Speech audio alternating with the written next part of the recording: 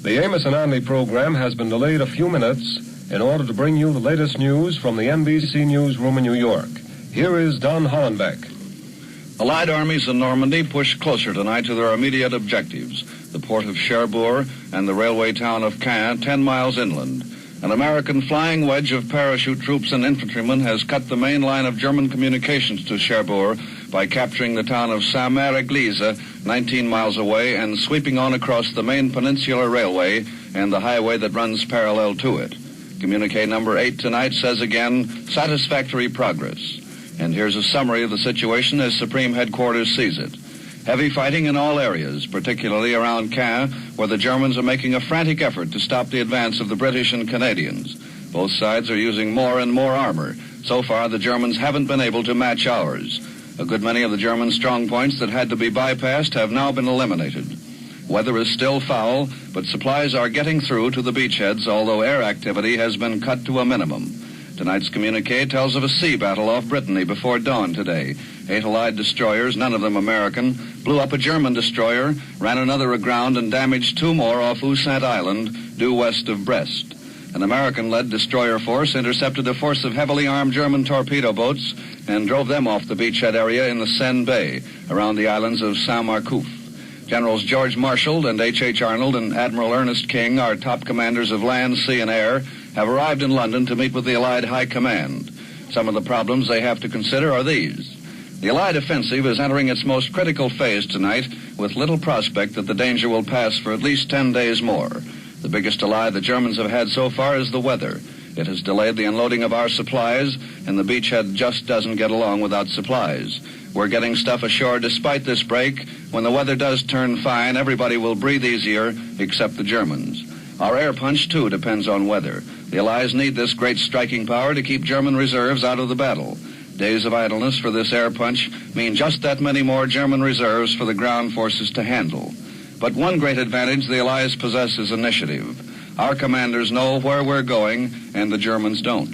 They must scatter their defense, and Rommel cannot be at all certain that this Normandy landing is the real Allied blow. With control of the seas, the Allies can go anywhere they wish. Now some invasion impressions from various observers at the front. One of the biggest groups of American casualties and German prisoners of war came into a British port early Saturday invasion time. Many of those injured were airborne troops with broken legs. Most of the prisoners are described as a sorry-looking lot. The Berlin radio tonight says Marshal Rommel looks as if he has been losing sleep. Well, that's one German report it's a pleasure to believe. And in case the German people are wondering why Goebbels hasn't done a little article on the invasion, the Berlin radio explains today that Goebbels' paper Das Reich had gone to press just too early for the big doings, so he got scooped. And finally, one lonely Japanese has showed up on the German side in Normandy, not as a soldier, just as a ditch digger. Americans who put him in the prisoner cage with some of the master race said he looked so sorry. Now a roundup of news on the other fronts today. The Japanese fleet, which has been so coy, has been leading with its chin. Tonight, General MacArthur's headquarters announces the sinking of 4 Japanese destroyers off the western coast of New Guinea by Mitchell bombers. A day or two, liberators damaged a heavy cruiser. Shortly before that, another destroyer had been sunk. General progress is reported on the Asian mainland, except at Changsha, where the showdown battle is developing.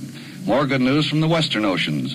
A joint Anglo-American statement tonight says Allied shipping losses during May in the Atlantic were the lowest by far of any month of the war. For every United Nations ship sunk, several German submarines are being sent to the bottom, I beg your pardon. Allied troops still have it all their own way in Italy. The whole front is now in motion, with gains up to 55 miles north of Rome. Announced today are the capture of the important towns of Viterbo and Tarquinia. Premier Bonomi, 71-year-old successor to the edged-out Badoglio, says he'll have a cabinet formed by tomorrow. This special news report by Don Hollenbeck came to you from the NBC Newsroom in New York. This is the National Broadcasting Company.